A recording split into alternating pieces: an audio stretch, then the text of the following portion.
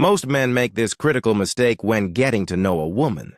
They start asking about her exes, her childhood, her last heartbreak. It feels like connection. It sounds honest, but it's not what you think. The moment you ask those questions, she begins to edit. She puts a filter over the truth, not out of deception, but out of instinct. Because people don't just share to connect, they protect. What you hear isn't her truth. It's the version of her past that feels safest to tell. But what if you didn't need to ask? What if her past wasn't in the stories she tells, but in the behaviors she doesn't even notice? Here's the truth no one tells you. People don't describe their past. They embody it. It shows in their habits, in their silence, in how they react when they feel seen or exposed. You don't need to interrogate a woman to understand her. You just need to watch, because when you know what to look for, you'll see everything. Whether she's still carrying ghosts, still healing, or still stuck in a story that ended years ago. In this video, I'll break down exactly how to read those signs, decode their meaning, and most importantly, protect yourself from becoming another chapter in someone else's unresolved past. 1. Her relationship with attention. The social clues. If you want to understand her past, look at how she handles attention, especially from men. Not just when you compliment her. Watch how she walks into a room, how she posts online, how she talks about being noticed. Does she keep it casual and grounded? Or does she light up like someone starving finally getting fed? The frequency with which she brings up male attention without being asked isn't about ego. It's a signal. A woman who was once invisible, ignored in love, dismissed in childhood, often starts to measure her worth by how many men look her way. This isn't about vanity. This is about validation. There's a big difference between a woman who enjoys being admired and one who depends on it to feel alive. One is harmless, the other is dangerous. Because the moment your attention fades, even briefly, she might search for it elsewhere. Not to hurt you, but because she's hooked on the feeling this isn't disloyalty, it's an emotional dependency. Don't focus on the number of selfies or compliments she gets. Focus on why she needs them. Ask yourself this: is she hungry for admiration or starved for connection? That answer tells you everything about what she's really chasing and what pain she's still running from. 2. How she speaks about other women. Want to know where a woman has been emotionally? Listen to how she talks about other women. When she mentions a friend, a co-worker, or even a stranger, what tone does she use? Supportive, confident, gracious? Or is it bitter, competitive, laced with quiet resentment? If every woman she talks about is fake, messy, attention-seeking, or probably cheating, that's not coincidence. That's a projection. It's not about them. It's about her. Women often express emotional wounds through judgment. A woman who constantly mocks flirtatious women may have been cheated on. One who belittles other women's success might feel deeply behind in her own life. And if she prudely says, "I don't get along with other women," that's not confidence, that's pain dressed as independence. She may have been betrayed, left out, hurt by people she trusted, and now she keeps her armor on by staying above everyone else. But here's the truth. A woman who's healed doesn't need to compete. She's not threatened by others because she's made peace with herself. So when you hear her speak about other women, don't just listen to the gossip. Listen to the wounds underneath, the real story of her past. It leaks out through her judgments. 3. Her conflict style, the hidden pattern. You don't really get to know someone when things are calm. You see their truth when things go wrong. Conflict doesn't create character. It reveals it. Watch what she does when plans fall apart, when you miss a call, when she feels ignored or misunderstood. Does she go silent? Does she explode? Does she twist the situation to make you feel like the villain? Or does she breathe, speak, clarify, and move forward? These aren't mood swings. These are emotional echoes.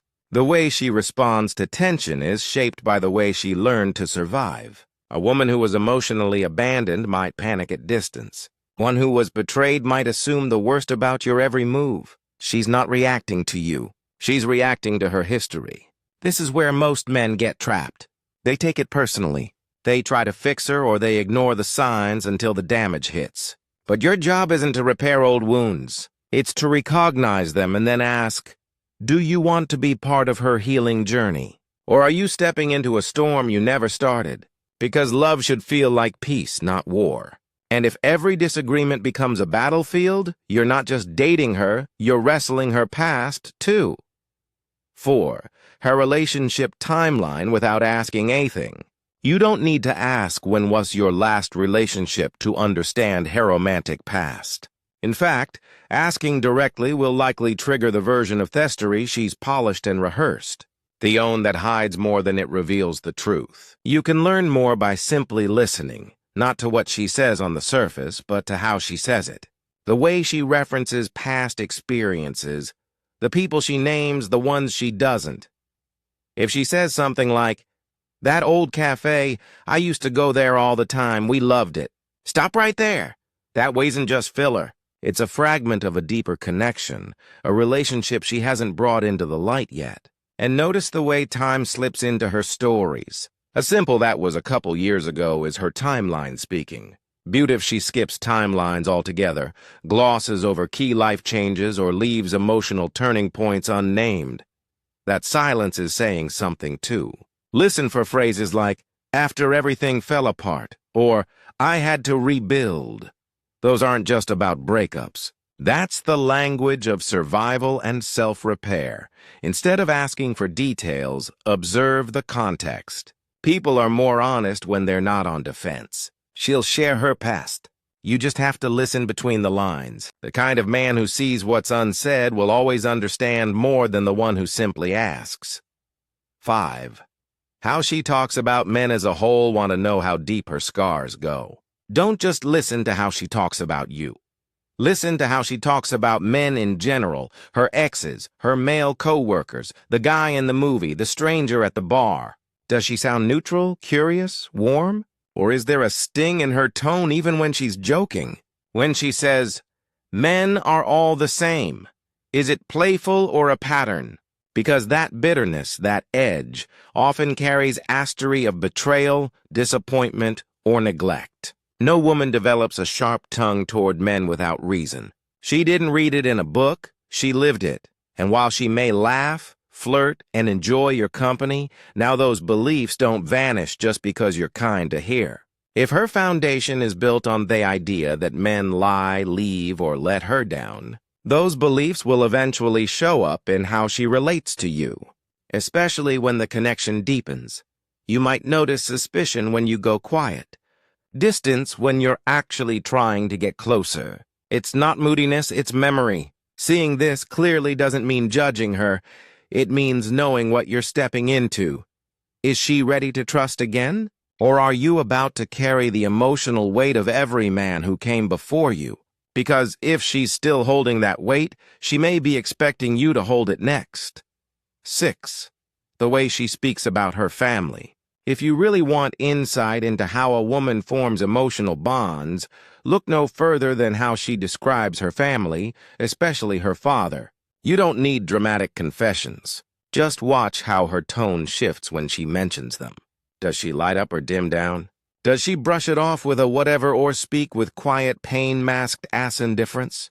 When she says, "Yeah, my dad was around, I guess," and ends with a shrug, that shrug is doing heavy emotional lifting. The father-daughter dynamic often creates the emotional blueprint she carries into adulthood. If she had to chase his approval, she may try to earn your love. If love was unpredictable at home, warm one day, cold the next, she may expect inconsistency from you, even if you've done nothing to cause it. But if she had stability, support, and consistent love, you'll often see it in her emotional calm, her communication, and her sense of trust. Her upbringing runs like background software. It doesn't announce itself, but it guides her every emotional reaction. Pay attention to how she talks about family holidays, childhood traditions, her relationship with her mother. Does she avoid, dismiss, or does she light up with nostalgia?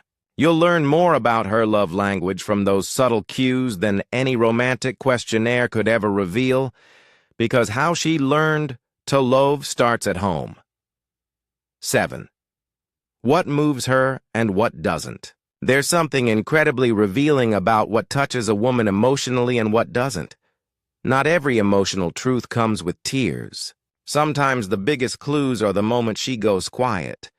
Like when a scene about abandonment in a movie suddenly shuts her down. Or when she skips a song every time because it reminds her of a betrayal she won't speak about. Sometimes she overreacts to things that seem small, being excluded from a group or someone raising their voice. And that intensity isn't random, it's residue. It's her saying, "This already hurt once." On the flip side, if she seems cold to your vulnerability or shrugs off pain like it's no big deal, that too eyes a flag. Detachment isn't always maturity. Sometimes it's armor built in childhood and never taken off. You won't learn these truths by asking what makes you emotional. You'll learn by paying attention to the moments that break through her mask, or when the mask becomes immovable. These reactions are emotional footprints, walking you back to a version of her you haven't met yet. And once,